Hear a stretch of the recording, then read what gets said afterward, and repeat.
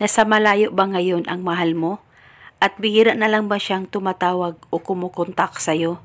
At nagtaka ka na lang ba? O ikaw ay nagdududa? Gusto mo ba na ikaw ay tatawagan niya palagi?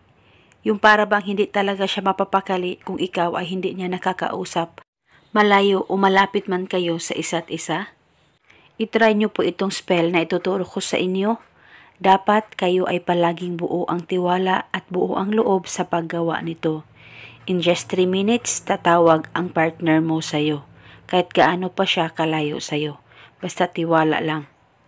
Ang gagawin mo lamang, isulat mo ang pangalan at apelido ng mahal mo o ng partner mo ng 3 beses pangalan at apelido niya at dapat alam mo ang kanyang pangalan at apelido.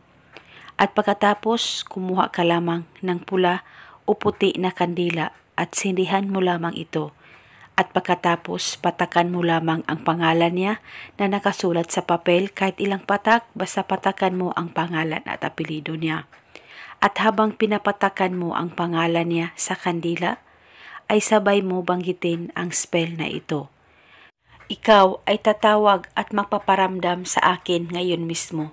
Sambitin mo lamang ito ng paulit-ulit at pwede mo dagdagan ang hiling kung gusto mo, wala pong problema. At pagkatapos ay pwede mo nang ihipan ang kandila pagkatapos mong sambitin ang spell at itago mo na itong papel na pinapatakan mo ng kandila, itago mo itong ritual, itago ito sa safe na walang makakakita at makakaalam. At hindi na po ito kailangan pang bulungan araw-araw, basta itago mo lang ito hanggang kailan mo gusto. At pagkatapos mong gawin ang ritual na ito, tiyak siya ay tatawag sa iyo ngayon mismo. At kung may katanungan po kayo, mag-comment lang po kayo sa baba. At ito muna sa ngayon. Maraming salamat po sa panunood. May God bless.